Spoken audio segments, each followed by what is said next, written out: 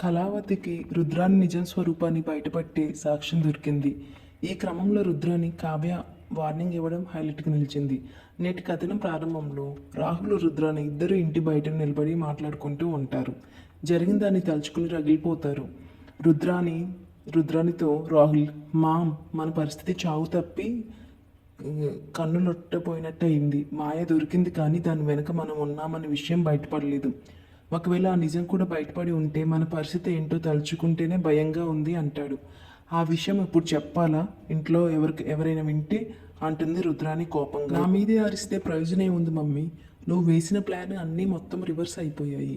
ఇప్పుడు ఇంట్లో అందరు కలిసిపోతారు. ఆ రాజ్ మళ్ళీ ఆఫీస్కి వస్తాడు అంటాడు రాహుల్ కంగారు పడుతూ. ఆ మాటలు గుమ్మం దగ్గర నుంచి విన్న కావ్య కూల్గా, పొగరుగా, అందులో నీకు ఎటువంటి డౌట్ లేదు రాహుల్ అంటుంది కావ్య. కావ్య ఎంట్రీతో బిత్తరపోయి చూస్తుంటారు తల్లి కొడుకులు. దగ్గరకు వస్తుంది కావ్య. ఆయన స్థానం ఎప్పటికీ అయింది, దాన్ని ఎవరు లాక్కోలేరు అంటుంది కావ్య. లాక్కోవాలని ఆ ఆశ ఉందో లేదో నీ ముఖంలోనే తెలుస్తుంది అంటుంది కావ్య. మాయను తీసుకొచ్చి నిజం బయటపెట్టానన్న అహంకారంతో విర్రవిగకు అంటుంది రుద్రాని.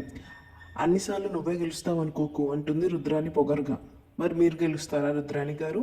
ఎలా గెలుస్తారు? మా ఆయన్ని కిడ్నాప్ చేసి నిజాన్ని పాతి పెట్టాలని చూసినట్లా అంటుంది కావ్య. బిత్తరపోతారు రాహుల్ రుద్రాని. మేము కిడ్నాప్ చేయించడం ఏంటి? ఆ మాయ చెప్పింది కదా ఎవరో మాఫియాలో చేయించారని. ఒక్కసారి తప్పు చేశాను కదా అని ప్రతిసారి నిందలు వేస్తే ఊరుకోను అంటుంది రుద్రాని కోపంగా.